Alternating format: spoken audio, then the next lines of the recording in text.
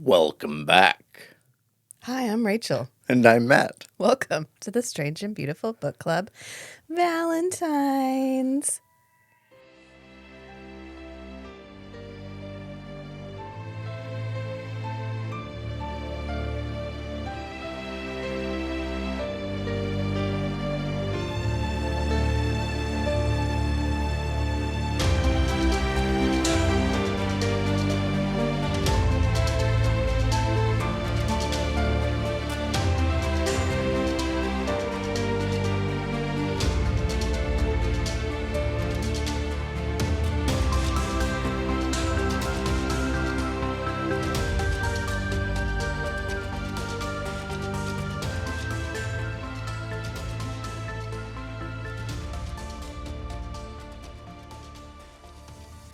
We're doing romantic movies for February.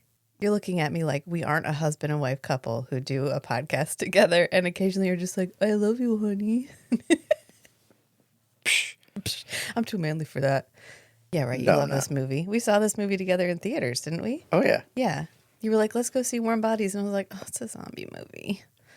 It's a cute zombie movie. I have conflicted feelings about zombies. They're not my favorite supernatural creature. I like Shaun of the Dead, where we play with zombies. I like when we play with zombies, but the oh no, zombies are gonna get me, and I'm stuck in this building. It gets a little bit tiring, you know. I don't know how we have so many spin-offs of The Walking Dead. I think that's what I'm saying. I think we're just starting a new one. 2 new ones? What? There's like Walking Dead City or something, and then another one that's like Those Who Lived. Wow. Cash grab. I mean, okay. All right. So if you hadn't guessed it yet, the movie that we watched, and are now about to talk about is Warm Bodies from 2013. Yep. Oh. It's 11 years old. No. It's still cute. It is. Yeah. It holds up. It does, except for that font at the beginning. Yeah. Which was actually dated when they did it. And I think that's the point. It was on purpose. Yeah. This is actually a retelling of Romeo and Juliet, but with zombies. Based on the book. Who doesn't love that? And it's not Pride, Prejudice, and Zombies, which is a whole other conversation. And we're not going to talk about it today. We're not going to touch that. No. So the main character, R, of course, is Romeo. And then The main character are what? his name is R. And then Juliet is our female character. And then R's best friend, M, is supposed to be Mercutio. And even Nora, I think, is supposed to be like nurse. And then they're like the Montagues and the Capulets. So they're the feuding group of families. And in Fair Vienna, where we set our scene, I don't know what. But I think they're the corpses and the Grigios. Yeah. Well, they're the humans and the zombies.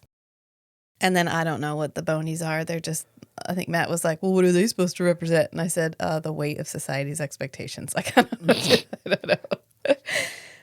I love this movie so much.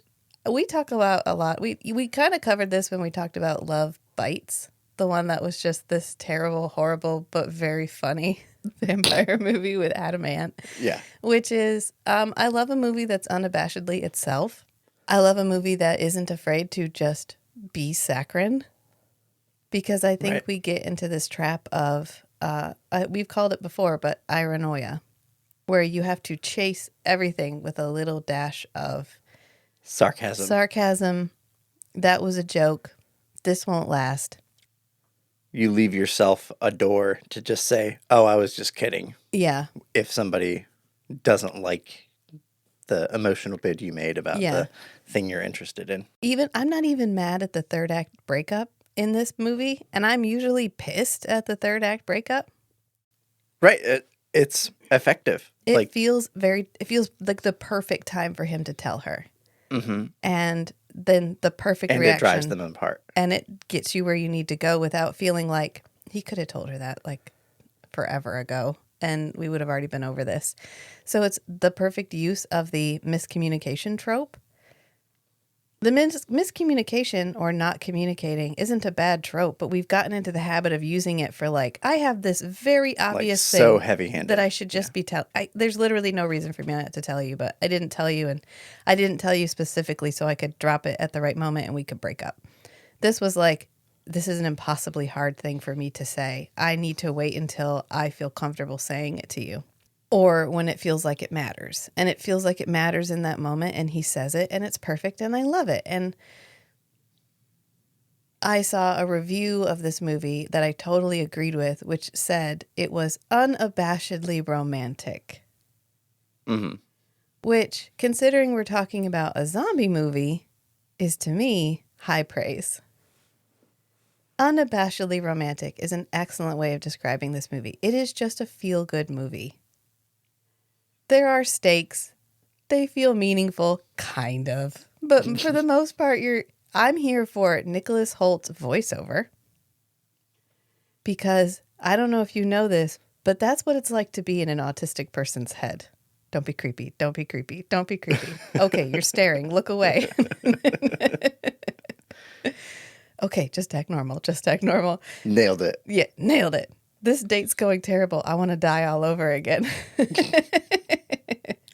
This is actually based on a book, and I did read the book. And the book is a little bit different. The book is like an exploration of the dark side of human nature.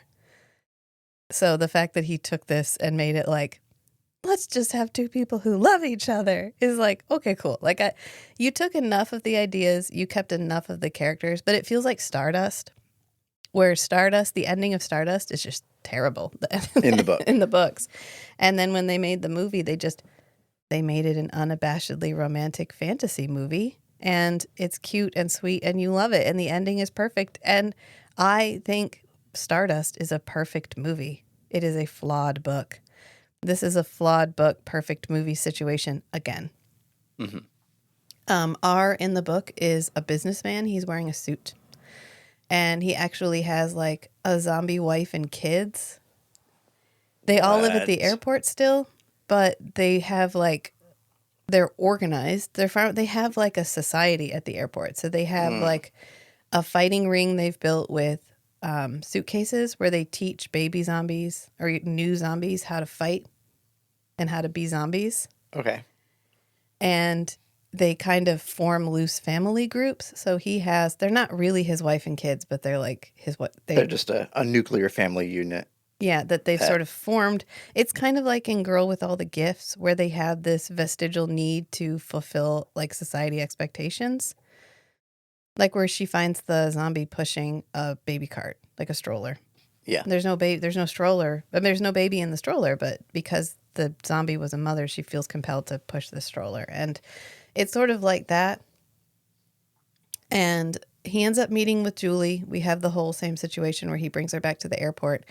But he doesn't become human.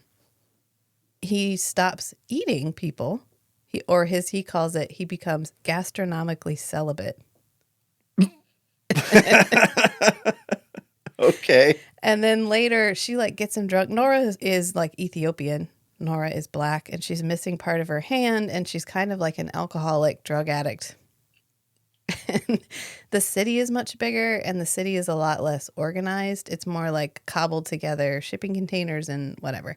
And they have a bar they go to and they try to get him drunk. And I'm just pointing out the scenes that I remember because he drinks alcohol and it like hurts because his stomach is perforated because he's decayed. Okay. Yeah. And it leaks into his body cavity and he's like, well, that was a mistake. And then he gets mad and he goes out and kills somebody. And it like makes him sick because he hasn't eaten anybody since he's been with Julie. And they can actually see life. They don't just smell it, they can see it. They can see like colors in the air. And so at the very end of the book, spoiler alert, Julie kisses R and bites his lip and infects herself. Because if the whole world is going to be dead, she might as well go ahead and just be like him. Okay. And interesting. They both become something new. Not human, not zombie. Okay. And that's the end of the book. I like this ending a lot better. Ditto. Yeah. The scene where they fall in the water and he gets shot and she's like, does it hurt? And he goes, yeah. It's like Nicholas Hoult is a good actor. He's also gigantic. He's like 6'3". Yeah. And poor Teresa Palmer is not 6'3". And she has, and everything that she's in, this is all I can think about, so much hair. Her hairline is like right beside her eyebrow. Like, Yeah. she has so much hair. And you can kind of see it in this when she goes on to be in Discovery of Witches. Her hair must weigh like 15 pounds. She has so much hair. It's like a chinchilla.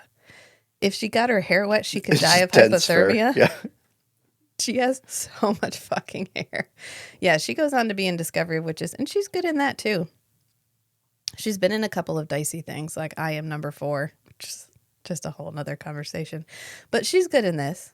She's Australian, and there's only a couple times where you're like, oh, you tried a little hard for that American accent.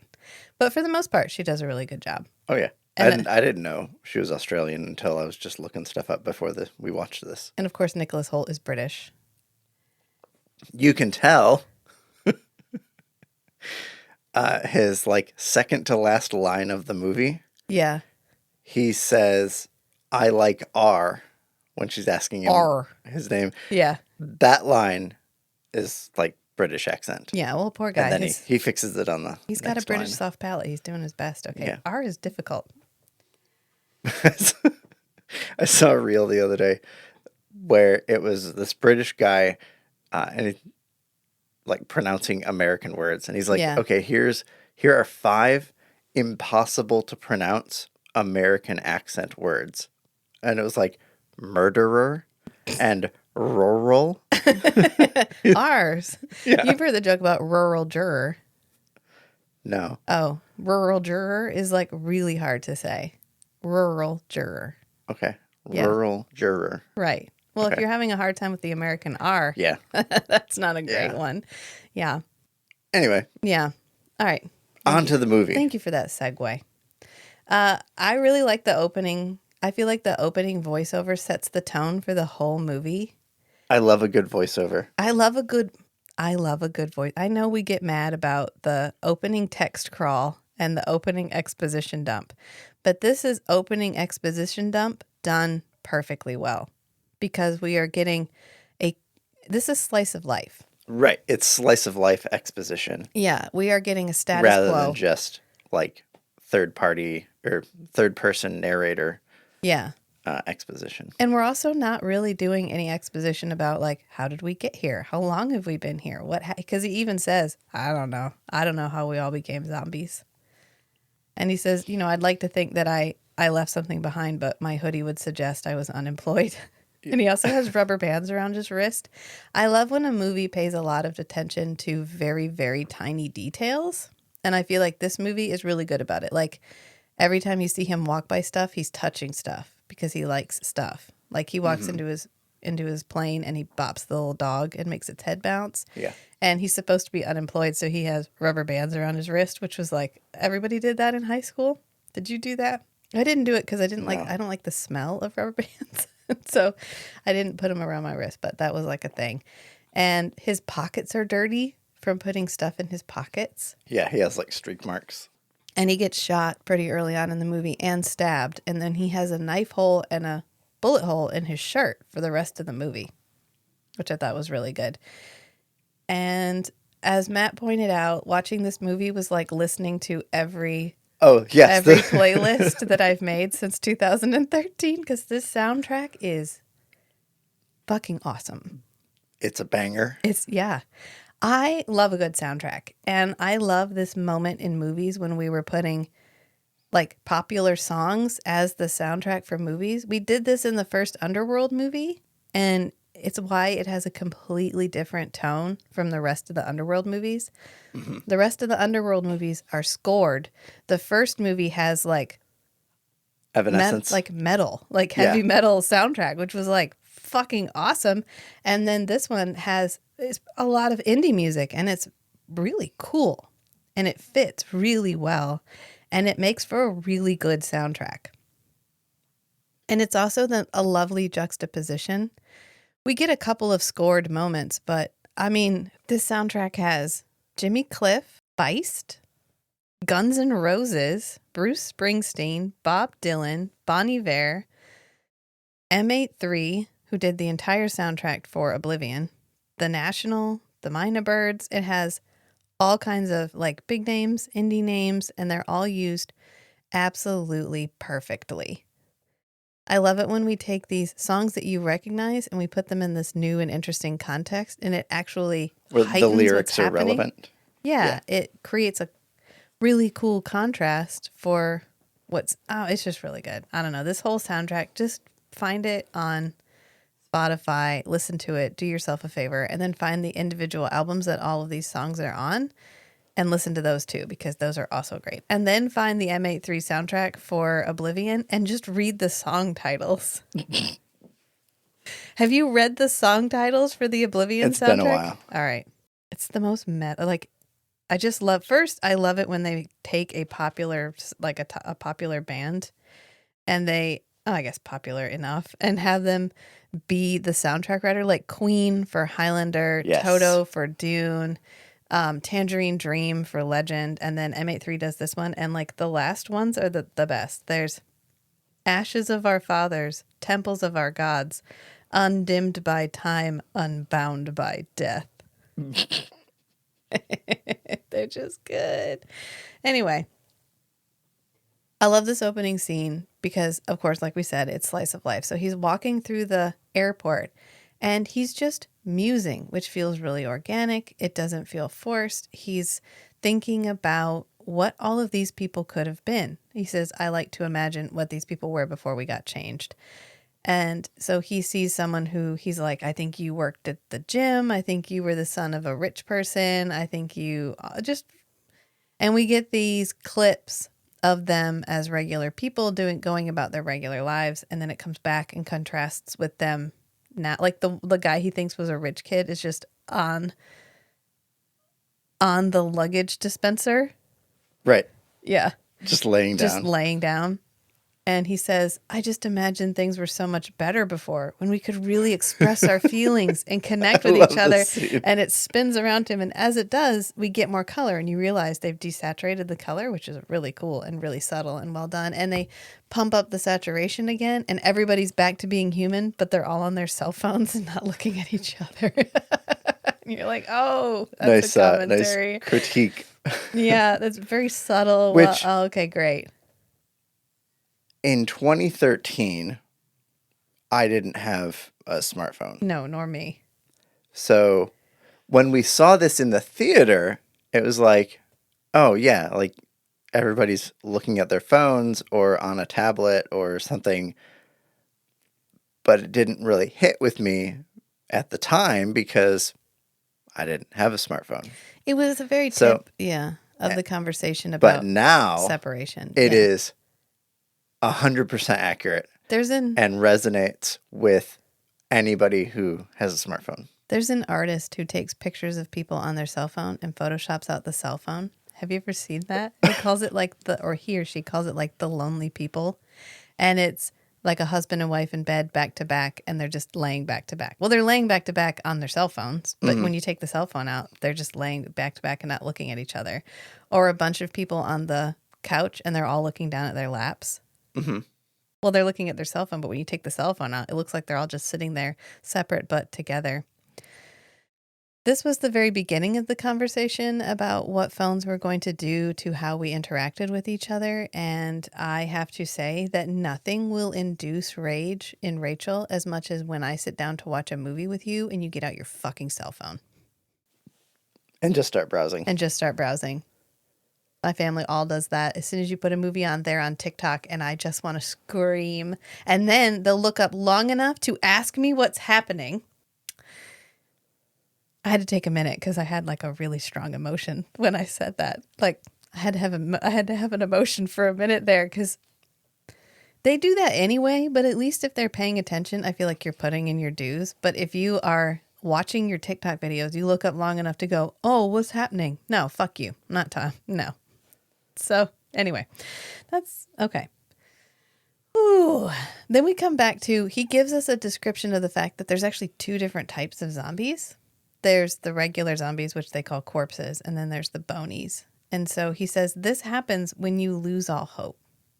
When you give up. And he says, those guys will eat anything. He goes, well, I will too, but at least I'm conflicted about it. Yeah.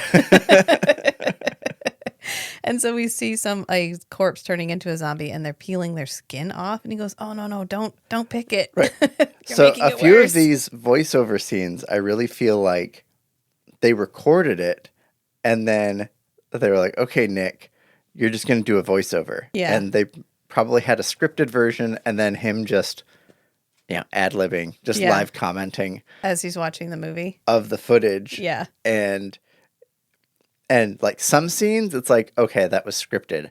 But then some of the other scenes is like, oh, that feels like he was like, hey, can I just throw this in here? Yeah. Yeah, it feels like in the English dub for Kiki's Delivery Service when they had Phil Hartman do the voice for Gigi, and he ends up ad-libbing a bunch of lines. And you can get a version where they cut out his ad-libs, but you can also leave them in. And it was just in downtime when Gigi's not talking, he would make commentary. And I like it. I don't mind it because it feels organic to the movie. So then he keeps going and he tells us that he actually has a friend, and his friend's name, he doesn't know his friend's name, but he's like, sometimes we talk, and he's like, well, kind of. And then it's just them sitting beside each other at the airport bar, and they're like, oh. And then he does like you feel like they had a real conversation because he like shrugs and looks away. This whole scene is so good. It's so good. And then we meet our human group, which is Teresa Palmer, the cheaper Franco, at least at the time. James Franco's brother, Dave. And John Malkovich, which if any movie is ever considering whether or not they should cast John Malkovich, the answer to that question is no. No. Okay, No. unless the character is John Malkovich. Yeah. Because he has like one character that he plays. He is John Malkovich. You just give him different names. Even in Aragon, where he's just the voice it's like of Christopher the bad guy. Walken. Christopher Walken does Christopher Walken. Yeah. And like if the way that Christopher Walken or John Malkovich act is the same as what this character should be doing, then they are a fit for the role. If you need them to change their behavior at all or their inflection don't cast him at all, you need to find somebody else. I feel like, but Christopher Walken has made that his thing. Right. Except he's going to be in Dune. Oh, yeah, he's the Emperor in Dune. He's the Emperor in Dune, so I'm holding out hope. Okay, I'm not. I am holding on to that hope. Maybe Denis so can hard. squeeze some inflection used to out of him. be an actor. There was a period in his life where he acted. He is in Dead Zone, the original Dead Zone, and he does a really good job. What's the in one that. where he has this short, like, buzz cut blast from the past? Oh yeah, he does a good job in that one. Yeah, being an actor. Yeah, the one with Brandon Fraser. Yeah. He was a friend of Natalie Wood's, the lady who drowned. Yeah, there's a famous actor named Natalie Wood, and she was actually filming a movie called Brainstorm in Raleigh. Remember that weird building in Raleigh in RTP that just looked like a The Pickle? Not the Pickle, the one that looked like a bunch of kids' toy blocks stacked on top of each other. Yes. Yes. Oh, yeah. Okay. I remember they were driving filming past a it. movie You told there. me about a movie. Yeah, called Brainstorm, and it had Natalie Wood in it. And they had a filming break. She went out on a boat and ended up drowning. Christopher Walken was on the boat. He was friends with her. No, but he didn't do anything. I'm not implying he did anything. Nobody thinks he did anything. It's just kind of sad. Like, he was good friends with her. Mm-hmm. And you forget that he was an actor and was a well-respected actor and moved an actor. So he still does, and then eventually I think he was like, fuck it, I'm Christopher Walken now. And he coasted. But I think he could still pull it out. So I'm hoping he can still pull some acting chops out of the very bottom of his bag and give us a really good Shaddam the Fourth. But I'm so glad John Malkovich isn't in Dune, because I have absolutely no faith that he would not just be John Malkovich. Even in Beowulf, where he's animated, or Aragon, where he's Galbatorix. Gabapentin or whatever. Galbatorix, yeah. Sounds like a prescription medication, and I stand by that. He's John Malkovich. You're like, oh, wow, look, John. He didn't even do a voice. He was just like, I'm going to talk like me. And they were like, that's fine, John. That's fine. I don't hate John Malkovich. I just don't think, you just got to be careful what you cast him in. And he's good in this because he's punchable. So it works. Yeah, I think So when you first mentioned John Malkovich was in this movie, and if you're ever considering casting John Malkovich, the answer is no. I would say in this case, it works Yeah. because he's supposed to be the like pseudo deadpan, like arrogant, Jaded. like almost narcissistic, condescending Oh, so John character. Malkovich. Right. Yeah, okay. So Yeah. in this case, John Malkovich matches the character. Yeah. And so it works. It works. Because he's supposed to be annoying and disgruntled and condescending towards everybody. Yeah. So, yeah. Yeah. And punchable. And punchable. And there's a car. We see this car pretty close to the very beginning. And I only mention this because we watched this with Matt's family. And I was like, guys, look, this car shows up. Like, they keep moving this car around from set to set. And it's a Taurus. It's an older Taurus, which is a very distinctive looking car. So, you could have done a Honda or something. That would have made more sense. And Matt's brother-in-law got really, really mad at me. He was like, it's a common car. But it's not, though. So anyway, not everybody likes watching movies with me. So I'm really glad you like watching movies with me, honey. I love watching movies with you, honey. Thank you. You have to be willing to sit there and have somebody point out really minute details that literally don't matter, but I can't not see. And that is that this car shows up a bunch. But it leads us directly into the pharmacy scene because R and M decide to go into town hunting. And he's like, wow, we're walking really slow. This could take a while. And that's when we go to the humans and we meet our human group. And then when we come back, the humans are out at a pharmacy because they're salvaging medication for this walled off city where all the humans live.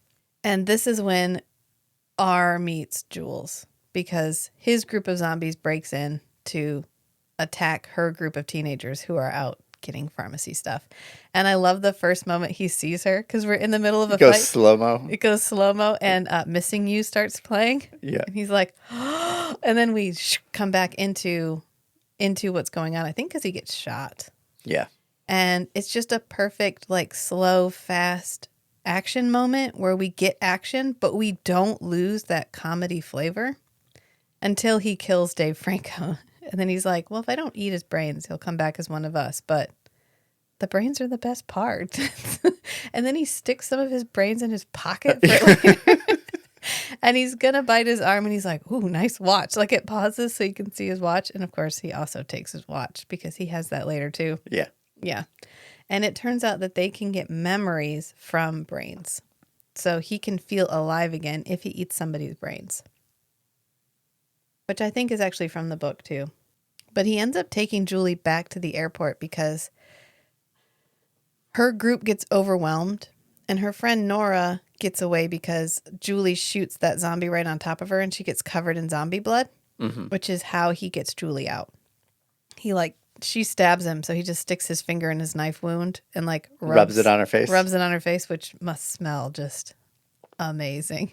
If these two it tiny smells little bit so strongly that it covers up her human, the human scent. scent. Yeah. And then he walks her back to the airport and he's like, what am I doing? Who does this? Who brings a human home? And he's like, meh, I did it. So he takes her back to his airplane.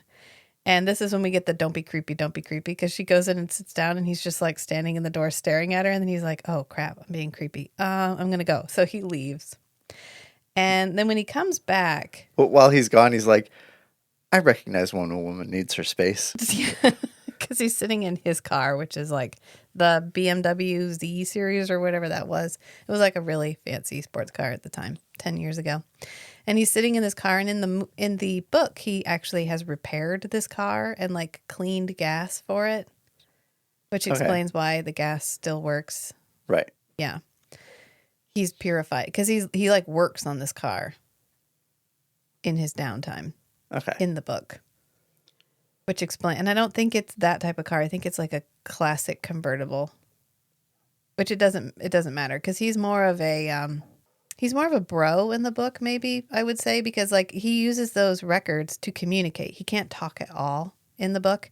And so he knows where all of the stuff is on his records. And so he uses the words on the records to communicate with her. Oh, And okay. he only listens to Frank Sinatra. I like this version better. Yeah, but this is when we get into like how unabashedly romantic this is going to be, because he comes back and he gives her a blanket and then he sits down to like think things through, and we actually zoom into his chest and we see his heart come back to life. Right. So she literally warms his cold dead heart. It's really cute. Yeah. Yeah. And then they're trying to have a conversation. And this is when I get one of my favorite lines, because she's trying to find out what his name is, which she's a really cool character. We haven't talked about her a lot, but she's actually a really cool character because she's scared for a little bit. And then it's like, okay, I'm in this situation. How can I get out of it? Well, maybe I can make friends with this zombie. He clearly wants to be friends with me.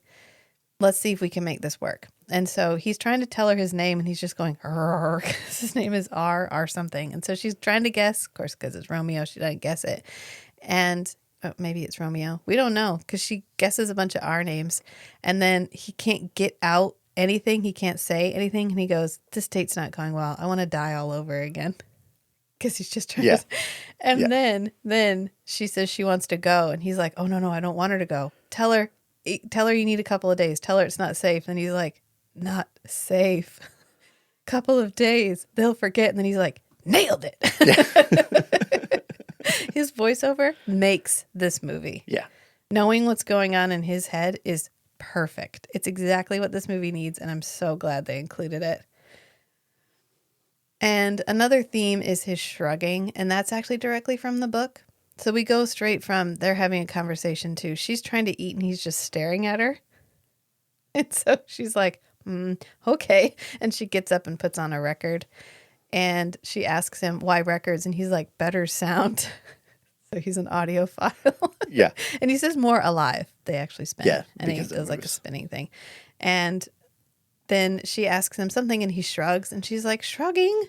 Come on. Stop shrugging, shrugger. Which is a line directly from the book. Yeah. And then he shrugs in response. It's kind of sweet. And then we finally do confront that her boyfriend is dead, because he kills Perry when they're in the pharmacy. And she knows Perry is dead, but she's doing all this stuff with him. And so we actually talk about the fact Right, and that this she's is- not reacting the way you want her This to. is they do a good job making it like a plausible, like, relationship development. Like, it's not just heavy-handed, like, Deus Ex Machina, Yeah. boom, now she likes R. Yeah. It's she gets to know him, he gets to know her. Yeah. And then finally she's like, look, I bet you're probably wondering why I'm not more broken up about my boyfriend. And she says, I live in a world where death is something that I live with every single day. And something happened to him a while ago. And I think he was looking for a way to die. And so I have been letting him go for a long time. Mm-hmm. And it's sad, but it's hard to feel sad the way I would have felt sad before. And it's a sweet, sad, because this is a funny movie, but we don't lean so heavily into the comedy that we lose the actual emotional Right. We don't toll. avoid the sad emotions, Yeah, which you need a contrast you do. to get the highs. Yeah, Yeah. and it makes it feel sweetly funny instead of just goofy funny. Even in the memories where like Perry looks over and they're in school and Jules turns around and looks at him and they smile at each other. The first thing he does is look out the window and there's soldiers surrounding the school. Mm-hmm. So they do a good job of consistently weaving the tension through the comedy, which is hard to do. It's hard to create contrast without making the comedy feel trite or making the action feel contrived. Right. So finding the right balance is really hard, and this movie does a really good job with it.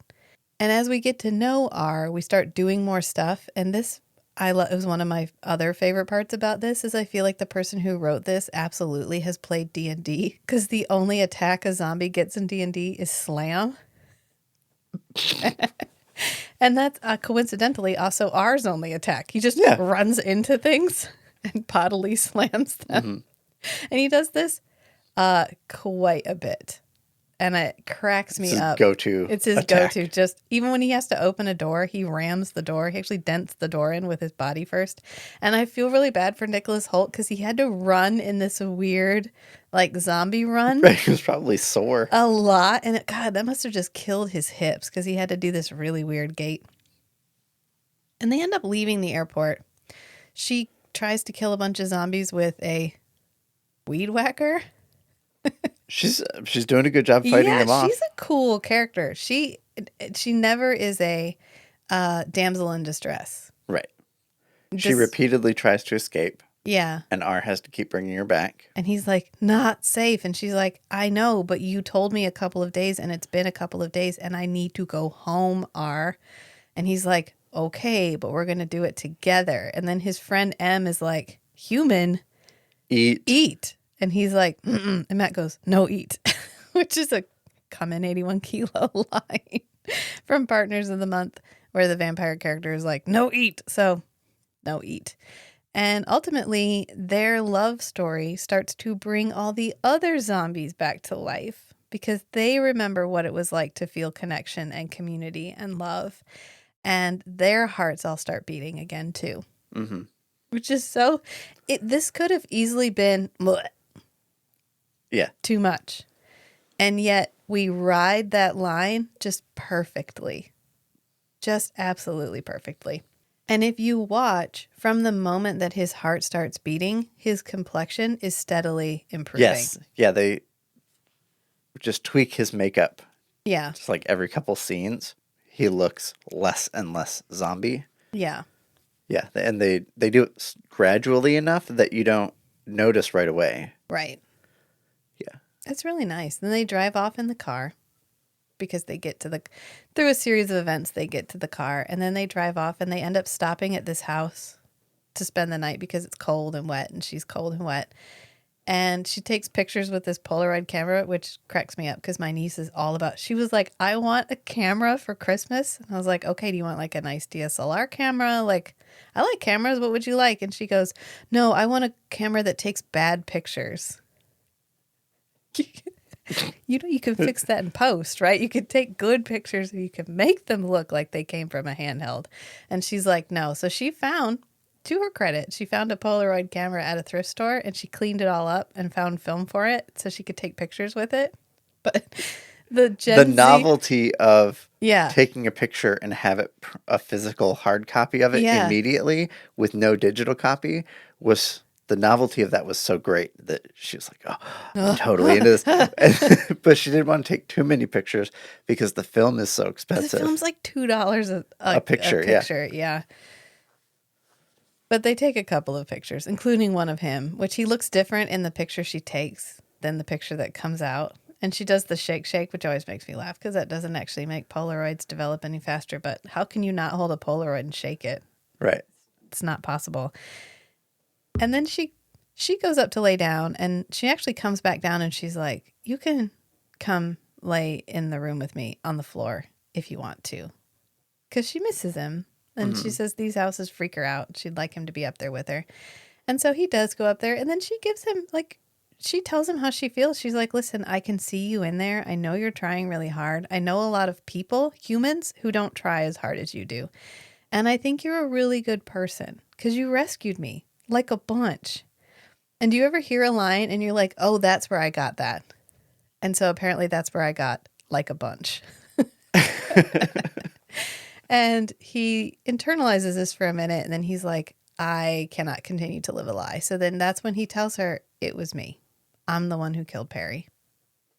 And he gives her back his watch. And then she's like, I mean, I guess I kind of knew that. And he's like, well, you did? And she goes, well, I hoped it wasn't you, but like I knew there was the possibility it could be you. And then she rolls away because she needs to process. This makes a lot of sense. This moment where she separates from him to be like, I need to figure out where this fits in my relationship with you. Yeah. And how I think of you. And she ultimately leaves him. He goes to sleep and he has a dream. For the first time. For the first time, because as he keeps saying, the dead do not sleep. Well, that he's not dead anymore. So he sleeps, and he has this whole dream where he's talking to Nora and Julie. All I could think was Teresa Palmer. Julie and her friend Nora, who we haven't talked about, but Nora is played by T.O. Tipton, who was on America's Next Top Model. And I used to watch a lot of America's Next Top Model because it's like watching a train wreck or a forest fire or just what is happening. Next Top Model and Project Runway. Yeah. You have binged them multiple times. I like Project Runway because at least there's skill involved. Yeah. America's Next Top Model is completely who butt kisses Tyra enough. Oh, yeah. Yeah.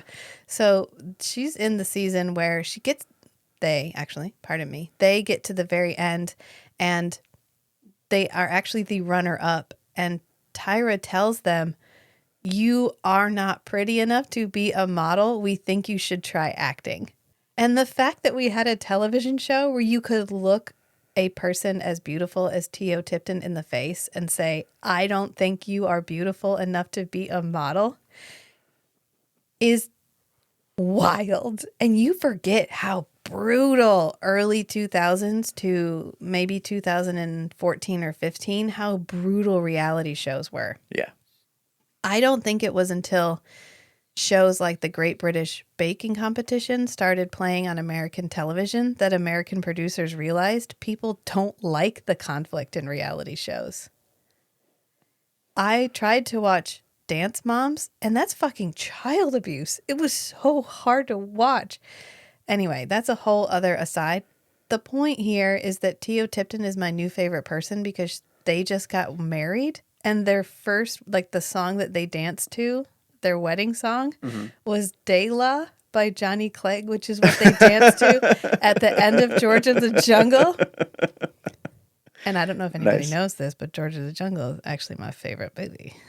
So, because anyway, someday we'll do George of the Jungle and I will unpack my deep and abiding love for George of the Jungle. I think because I like happy movies. And it's a happy movie, and it's a funny happy movie, and it's Brendan Fraser, and it's peak himbo Brendan Fraser, so it's hot Brendan Fraser, and it's just about this guy trying to be a good guy so that he can impress and have a woman fall in love with him. And it's perfect, and I love it. And the part where he eats coffee beans and goes, jabba, jabba, jabba, jabba, jabba, jabba. Anyway. This part is really sad, because it's the third act breakup. You believe this breakup, so I'm emotionally invested in this breakup. And he leaves. He gets up and walks out because she's gone. And there's no way for him to find her. And if she's gone back to the humans, he shouldn't go find her because they'll kill him because he's a zombie. And he literally says, I wish I didn't feel anything. It was easier when I didn't feel because then I wouldn't have to feel this bad. Right. And, that's hard. I watched that in a lot of people. They reach their hand out so many times and it gets slapped back that eventually you stop reaching out. It's easier to not attempt to connect than it is to try to connect and get rejected. And then eventually you just don't try because you assume you're going to get rejected. And that's hard to watch. Yep. That's hard to watch. Especially as a parent where my kids are now old enough that they're hanging out with other kids whose parents are different or they have a different parenting style. And our children are like different. I don't know if you could have guessed from Matt and I, but our kids are themselves and I have absolutely no desire to stop them from being themselves. So they are themselves quite fully. And so when they hang out with other children, sometimes this leads to, especially with our son, who isn't overly masculine. And I have made no effort to like, you are a man, son. Right. You can't wear that dress. I'm like, oh, sure. You want to wear a dress to dance? Your sister gets to wear a dress to dance. So sure. Why would you not want to twirl? Go ahead. Well, then you get out into the world and it's, what's wrong with you? One time he had his nails painted and these kids were trying to make fun of him. They're like, ew, gross, you have your nails painted. And he was like, thanks, I like pink. And he like stuck them out. He was like, no, they're not gross. They're just painted. Like, I don't understand what your problem is. Right. But watching that and knowing that eventually that's going to sink in and he's going to be like, I can't paint my nails because other people will make fun of me is heartbreaking. Yeah. Heartbreaking.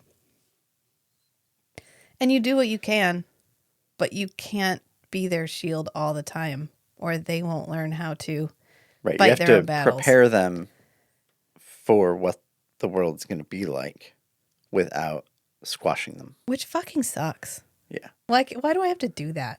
Why do I have to prepare them for the challenge? Again, you're not supposed to be the challenge. The world isn't supposed to be the challenge. We should all be in this together. Right. A rising tide lifts all boats. Anyway. Then we finally get M83 pretty soon, because after that, he's walking. He meets up with M because M has been kicked out of the airport, him and a group of zombies, because they're coming back to life. And so the Bonies are trying to stop this from happening because they don't want to see other people be happy. So they're trying to sabotage this happiness for everybody. That's their role in the plot. Because they've lost hope. They've given up. They want everybody else to give up too. We all know that person. Yeah. That's the Bonie in this movie. And this is when we get the exhume the world line. So first R is talking to M and he's like, she left me. That's he gets the word exhume from the dream. Yeah. And he's talking to M and he's like, she left me. And the M goes, bitches, man. It's like whispery zombie voice, which is really funny. Rob Corddry does a really good job as He M. does. He was a correspondent on The Daily Show. That's like the only thing that I know him from. And then to see him in this is hysterical. And ultimately he says, I'm going to go to Julie. We're going to figure this out, because if the Bonies are after her, no matter how I feel about how she left me, I have to warn her. I have to take care of her. And so he's going to go and talk to them. And he's like, are you guys in? I'll get you in and you can wait. And then like you can protect the humans from the Bonies. And they all go, ugh. And the caption goes, zombies groan in agreement. And then M says, they say, fuck yeah. So then we get another walking to the city montage, Yeah, but it's like the superhero version. Yeah, it is. It's the first one is Feist, the bad in each other, and I think this one is Rock You Like a Hurricane. They walk to the city to rock you like a hurricane. Yeah. Because they're ready to exhume the world. So then we go to Julie, because Julie's back in the human center. And this is where we flip the script. So before she was like the stranger in a strange land, and now he's going to be the stranger in a strange land.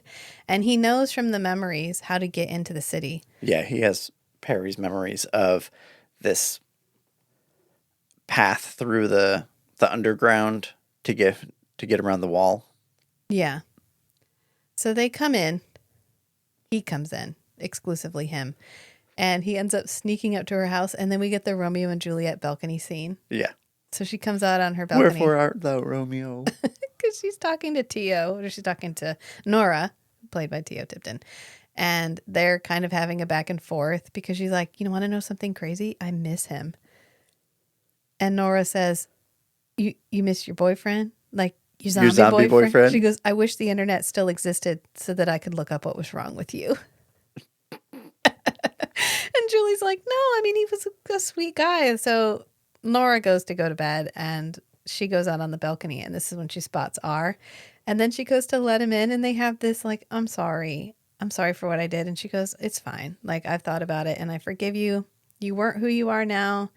You were only doing what you like were biologically compelled to do. It's okay. And he gives her this look, the like sad puppy dog look. Puppy eyes. It's really cute. And then they're going to give him a makeover because they need to get him through the city to talk to her dad.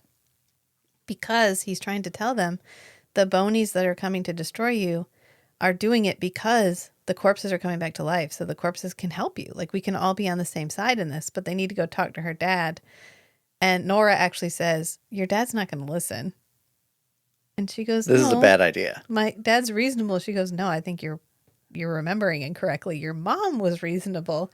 Your dad's the one who grounded you for a month for drinking peach schnapps. And she's like, well, maybe he could try to be reasonable. I don't know. Like, it's just going to happen. We're just going to go. So then they put on Pretty Woman for the makeover montage. And at first it starts playing, and then we break the fourth wall just a little bit because Teresa Palmer's character, Julie, turns to Nora and is like, seriously? Oh, because she pulls it up on her iPod? Yeah. She goes, seriously? She's like, what? It's funny. And she's like, no, change it. And then we put on Midnight City, which is on every single one of my playlists. Absolutely.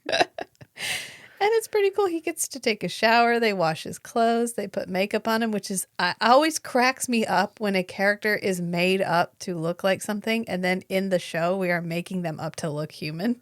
Yeah. Makeup on top of makeup. Makeup on top of makeup. Oh, we watched In the Flesh. Oh, yeah. And that was one where they had on... They do that routinely. They do that a lot where they have on like a coverall makeup, and they have to remove the makeup at night and reveal their zombie makeup. So they have to show them taking off their human makeup without removing the zombie makeup underneath, which makeup, costumes, all of that is so fascinating and is such an unsung hero of every show. Mm-hmm. I mean, I guess they get their own awards. They have a makeup and costuming award, but we don't bicker over it the same way we do about like supporting actor, and which the actors are, everybody's important. I'm not saying one is more important than the other. It's an ensemble cast of characters that put a movie on. It's important to remember it's all important. That's all I'm saying. So anyway, this scene is really cool. And when they come in, I like the line, you're hot. Because they realize, oh, he's Nicholas Hoult. Oh, okay. So they go to talk to her dad. And of course he's unreasonable and he doesn't listen and he's unwilling. He just wants to shoot the guy in the head. So luckily Nora has prepared for this and she pulls out her gun and she's like, I'm going to shoot you. And they run off and then he's like, you're not going to shoot me. And she's like, oh yeah, no, I so am going to shoot you. Of course, no, because then immediately an alarm starts sounding and they have to run. And then we get our final climax, which the funniest part of this is they come into Boney's fighting corpses. And the army guy is like, we have Boney's fighting corpses, sir. And then M throws a Boney at them and he's like, here's one for you. And so they shoot it. And he's like, fuck yeah.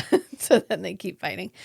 And we go through quite a bit, but ultimately Julie and R have to jump off this. Right. They get chased by some Bonies up a building. Yeah. And they have to jump out a door. Into a water feature. Yeah. And so he grabs her, jumps out, and then uses his body to protect her from falling to the bottom of the water. And when she pulls him up, his eyes clear and are finally blue because they've been gray this whole movie. Right. And then her dad shoots him, of course. And he starts bleeding. And they kiss. They finally kiss. They kiss, and then he shoots him. And it's a really cool scene because we finally get we get Nicholas Holt's blue eyes, finally, after this whole episode, this whole movie of him having gray eyes, which he doesn't blink for the first section. Not until he starts becoming more human does he start blinking. All of the zombies don't blink until they start becoming more human. Yeah, it's a nice touch. It is a really nice touch. And then we get this cool montage ending where it's like...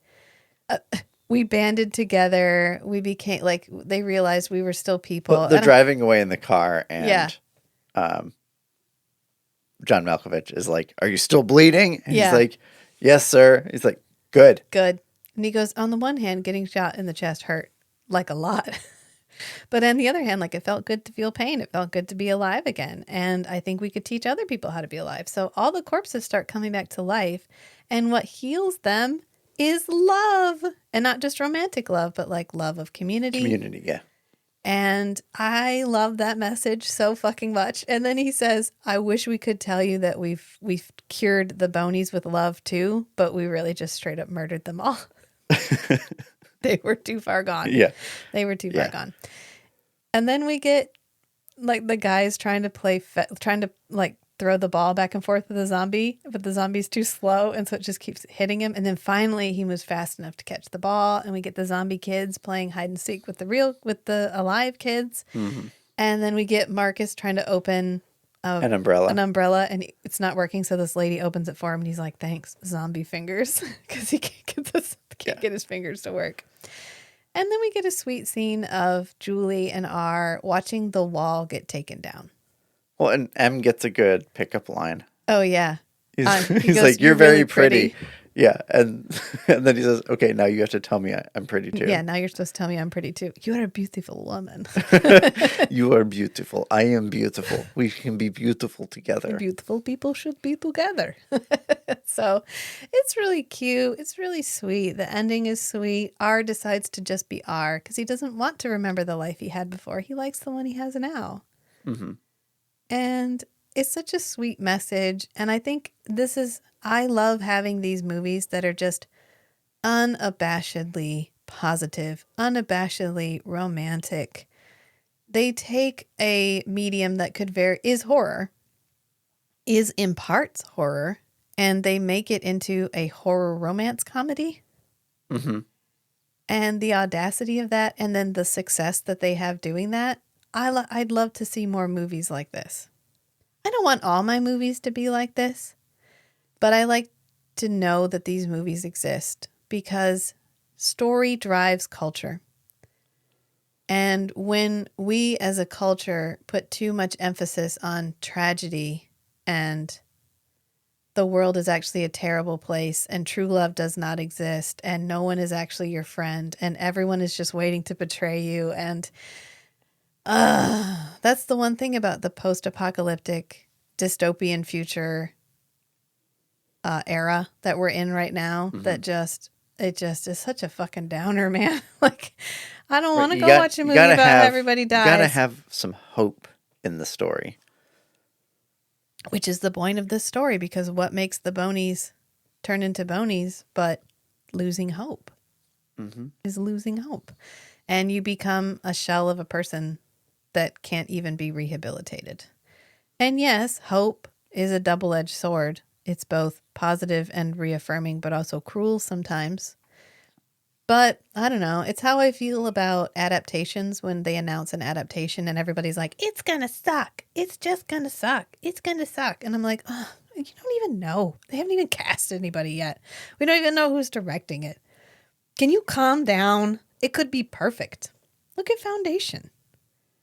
I don't know who read Foundation and was like, I think Lee Pace could do a really good job with this. Foundation is unadaptable, and we adapted it. So I hold out hope, because otherwise, what's the fucking point? Yeah. Yeah. And I guess that's probably a good way to leave that. And I recognize we are in a privileged position of I'm in a committed, long-term, loving relationship with somebody that feels comfortable and lived in, and I don't have to struggle for it, and that not everybody's in that position. But I think it's important to remember that community is not just romantic love. Friendship exists. Sometimes family is also someone you love. So sometimes. You know, we have lost community, and I think that's something that happened long before 2020. But 2020 definitely accelerated the process, is we do so many things now that we were never designed to do alone. A parent was never supposed to be on their own raising their child. You should be in a community. We are social animals. We are community animals. Even if you're someone who identifies as an introvert, you don't want to be alone all the time. You just want people who respect your boundaries. That's what that means. Right. You want friends who, when you say, listen, I'm tired, I just need to go home and lay in bed for 12 hours, they're like, cool, let me know if you need anything. Instead of, why? What's wrong with you? Are you sad? Do you not feel good? Like, no, Right. Like demanding more yeah. output from And demanding an Yeah. explanation. Why are you the way you are? Well, you just want people who know who you are and accept you and love you for exactly who you are and don't need you to be somebody else. Yeah. And that's the purpose of community. So I guess the end result of today's rant is find somebody who likes you for who you are, whether that's a boyfriend, girlfriend, or just a friend. Sometimes just having a friend that's like, I had a shit day, I'm going to send them a text and tell them about my shit day, and they're going to go, man, that sucks. Yeah. Is nice. So remember, sometimes the strangest things are the most beautiful too. So be who you are and love what you love. Until next time, friends. Bye. Bye.